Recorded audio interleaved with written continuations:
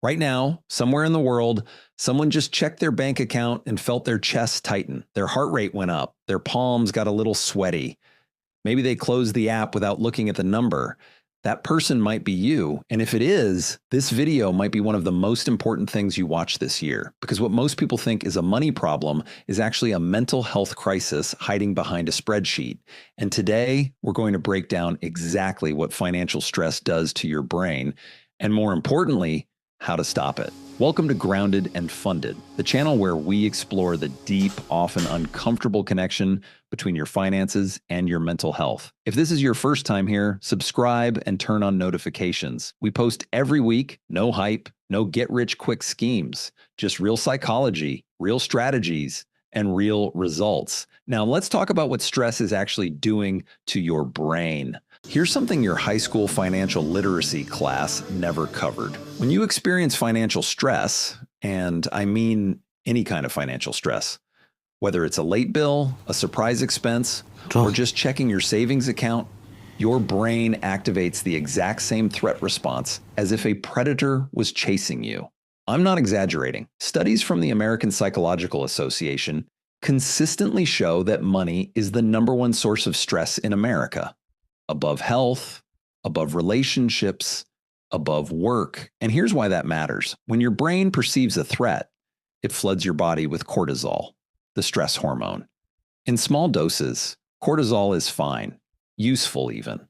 It helps you focus and react. But when you're financially stressed, that cortisol drip doesn't stop. It becomes chronic, and chronic cortisol exposure has been linked to anxiety disorders, depression, sleep disruption, memory problems, and even physical illness. So when someone tells you to just stop stressing about money, they're essentially asking you to override millions of years of evolution. It's not that simple, and it's not your fault. Here's where it gets really interesting and a little heartbreaking. Researchers at Princeton University ran a fascinating study. They found that financial insecurity doesn't just cause stress, it actually reduces your cognitive bandwidth. Think of your brain like a computer. When you're financially stressed, it's like having 50 browser tabs open in the background at all times. Your processing power for everything else, decisions, creativity, patience, discipline, gets cut dramatically. This is sometimes called the mental bandwidth tax, and it creates a brutal cycle. Financial stress reduces your ability to make good decisions. Poor decisions worsen your financial situation, which increases your stress, which further reduces your decision-making capacity. Around and around it goes. This is why people who are broke often make choices that look irrational from the outside. It's not a character flaw. It's neuroscience. Financial stress attacks your mental health in 3 specific ways. Let's go through each one. Number 1, the anxiety loop. When you don't know how you're going to make rent, pay back a friend, or afford a car repair, your brain goes into what psychologists call hypervigilance. You're constantly scanning for threats. You can't relax. You can't fully enjoy anything because in the background, the worry is always there. Number 2, shame spiraling.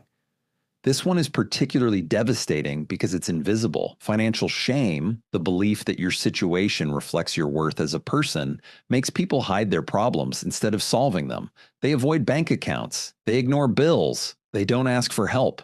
And the problem quietly grows. Number 3, relationship erosion.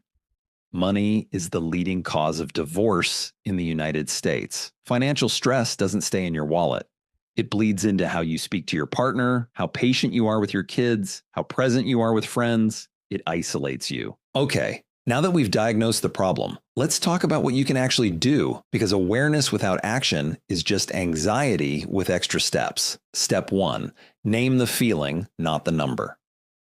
When you feel financial stress coming on, instead of spiraling into the numbers, pause and identify the emotion.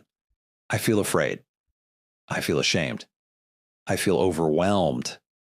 This simple act of labeling, which neuroscientists call affect labeling, has been shown to reduce activity in the brain's fear center. It won't solve your financial problem, but it interrupts the cortisol spiral long enough for your rational brain to come back online. Step 2, create a 24-hour money rule. Before any non-essential purchase, wait 24 hours. This isn't about being cheap. It's about breaking the stress spending connection. When we're anxious, we often buy things to soothe ourselves. The 24-hour rule creates a buffer between the emotional trigger and the action. Step 3, get your finances out of your head and onto paper. The unknown is always scarier than the known. One of the most powerful things you can do for your mental health is to write down exactly what's coming in, what's going out, and what you owe, not to judge yourself, just to see it. It removes the ambiguity, and your brain really, really hates ambiguity. Financial stress is real. Its impact on your mental health is real. And the shame that keeps people from talking about it, that's real too. But so is your ability to change it one step at a time. If this video resonated with you, and especially if you're feeling like the stress has become too much to manage alone, please consider reaching out to a therapist.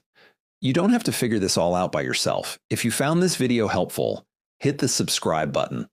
We're building something real here, and I'd love to have you along for the journey. Next week, we're going deep on the psychology of why you can't seem to stop living paycheck to paycheck.